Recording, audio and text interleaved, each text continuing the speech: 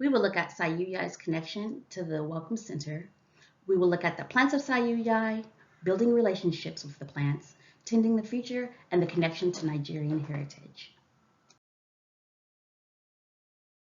On the House of Welcome timeline, we have notable moments from the beginning of the dream of Joe Hilaire for a longhouse to be a place of learning and connection, the approval of Subayai Bruce Miller and Longhouse staff to have a garden, and the renaming of the Welcome Center to Sigwialt.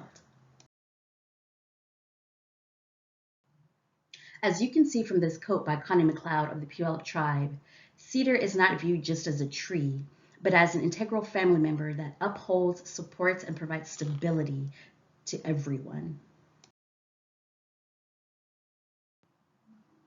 The Evergreen Ethnobotanical Garden is a place where the Lashutsi language is honored and treated as primary. It is a place where we can learn about plants and the cultural knowledge of the Coast Salish people who choose to share with us through the extension of the Welcome Center Sigwial. To fulfill the commitment of honoring the Coast Salish people and the Lashutsi language takes work.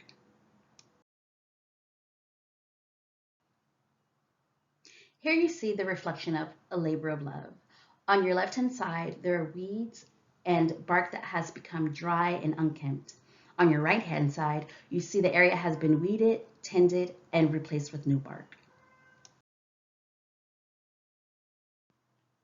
Here you see the result of that labor as the Welcome Center has a renaming ceremony, and Sayuya Garden is a backdrop and an integral part of that celebration.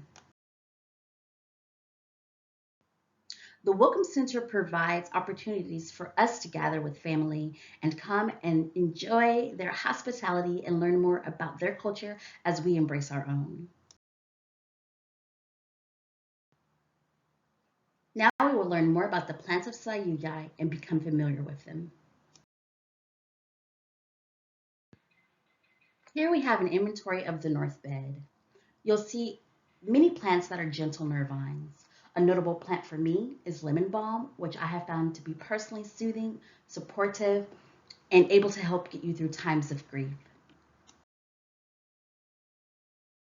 Here we have the west bed, which has plants that support the digestive and endocrine system. A notable plant for me would be stevia that helps me regulate my blood sugar that I use regularly. To find out more about these plants, you can read Michael D. Tierra's The Way of Herbs. Here we have the south bed, which is known for the reproductive, urinary, immune, and cardio system. I find echinacea to be supporting when it comes to the immune system. More can be found at Michael D. Tierra's The Way of Herbs. The east bed is the first aid, musculoskeletal, and respiratory system bed. A plant there that I have a huge connection with is elecampane, which can also be known as elf root. You can find out more in Michael D. Tierra's The Way of Herbs. It's called elf root because they say it keeps elves from acting out in your area. The ceremonial bed is in the center of the garden. You can find out more about these plants in Douglas Duer's Gifted Earth.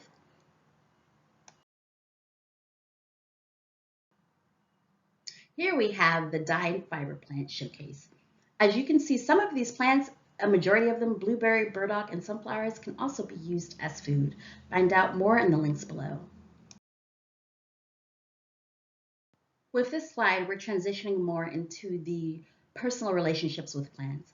As you can see, the Maori people have used flax and are currently using flax for fiber, and we have individuals cutting some in 1913, and we also see the Harakeke growing in our garden now, showing that it's still used and honored.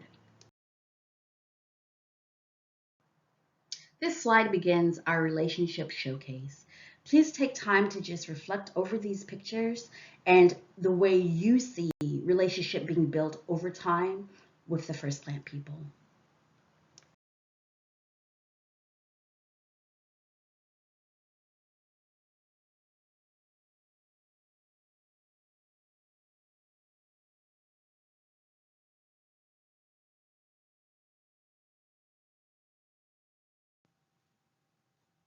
building relationship over time.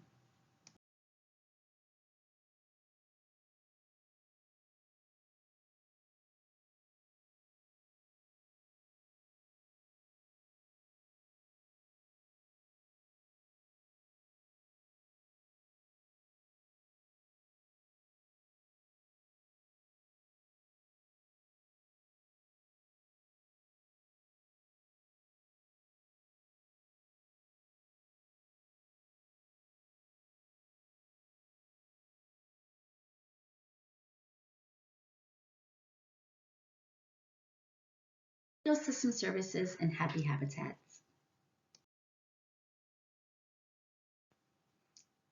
A place for pollinators. We see a bee sitting on a flower.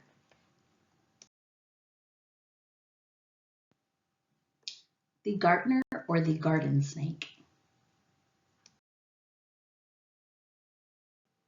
Chomp, chomp, chomp. Chomp, chomp, chomp, chomp, chomp, chomp, chomp. Now we will continue the story and look at how we are to support the garden in the future. Here are some plants that are desired by the students and the staff at Sickfield. For more information on native plant nurseries, we have websites here, and you can also find the catalog for Savi Island Natives and Burnt Ridge Nursery uploaded into the team section of General. Now we will look at the connection to my Nigerian heritage. To begin, we will look at the ecosystem in Ebony State. Nigerians look at their culture and their landscape in terms of states, and so will we.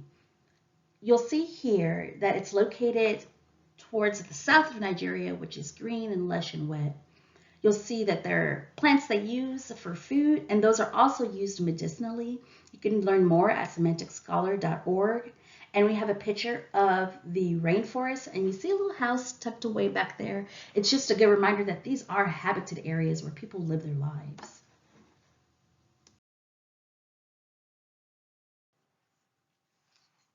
This is a wonderful example of cultural ecology. We're looking at the raffia palm. We have a villager on the left-hand side of the screen creating a very large basket that could be used to hold many items and maybe in relocating when you have a semi-nomadic life. On the bottom, we see a cloth panel. Those are also used as mats and for sitting items on. On the right-hand side, we just see the cycle of those being made, the palms being dried and the palm fronds being stripped and taught to the youth. Now we have a completely different ecosystem, which is the Sahel Savanna in Katsina State. As you can see from the location, it's all the way at the top in North Nigeria. It's a semi-arid landscape. It is very hot and very dry. This photograph represents that the Sahel also kisses greener savannas, and then it transitions into forest. One of the threats for this area is desertification, where the land no longer gives nutrients and blends back into the Sahara, just completely obliterating this ecotone.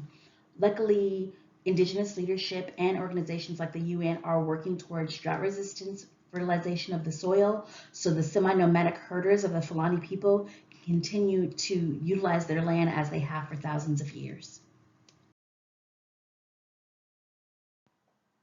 When researching my Nigerian heritage, I came against some pretty daunting things: a history of slavery, a history of colonization, and the present poverty and political turmoil. I also learned the beauty of creativity, resilience, and a continent of people that are lifting each other up and pushing each other to be creative.